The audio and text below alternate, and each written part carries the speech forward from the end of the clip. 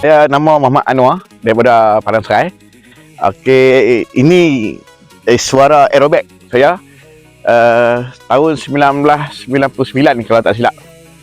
Saya mula restore dia 2 tahun lepas. Saya kutip baliklah segala-galanya lepas dan tahun ni baru nampak operator ni. Okey bang, sebelum tu story sikit kereta ni. Sejarah dia macam mana abang beli sendiri tu? Okey, kereta ni saya beli second hand dulu. Tak silap saya tahun 2000 berapa, saya tak ingat lah, 2000 lebih lah kan. Saya beli second hand. Dia memang standard lah, cat dia warna kelabu.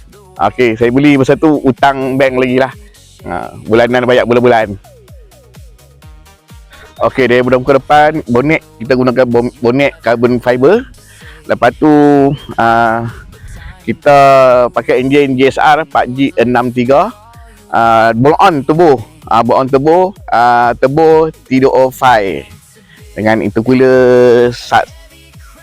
Color ni color warna purple tapi kod saya tak ingat kod apa. Tapi warna purple saya beli dekat cat ni, cat saya beli sendiri.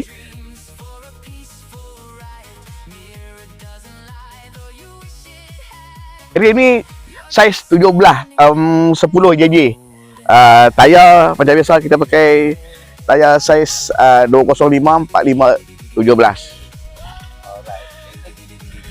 Suspension apa? Kita tengok lower rapat ni.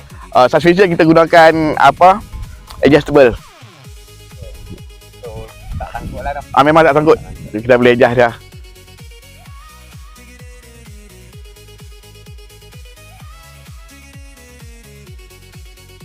Okey bang, sebelum tu saya tertarik dengan bumper ni bang. Sorry sikit bang, bumper. Okey, bumper ni sebenarnya saya tak tahu bumper model kereta apa. Saya beli kat rumah Oren tu. Saya beli kat rumah Oren. Memang dia sesuai PMP dekat Iswara.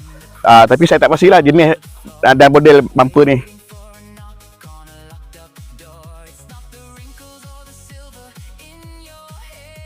Dashboard ni kita menggunakan dashboard LMST ya, ataupun Saga Kebai. Dan saya painting dia lah, warna ni warna apa, warna cream tak silap saya ni. Okey. Dan seterusnya bang. Okey, kita gunakan sunroof daripada Nissan, tak silap kan, Nissan apa saya tak pasti. Sunroof ni kita pasang 2 step. Dan juga seat bang, macam ni. Okey, ini seat sepaku untuk suara, memang PMP suara. Okay.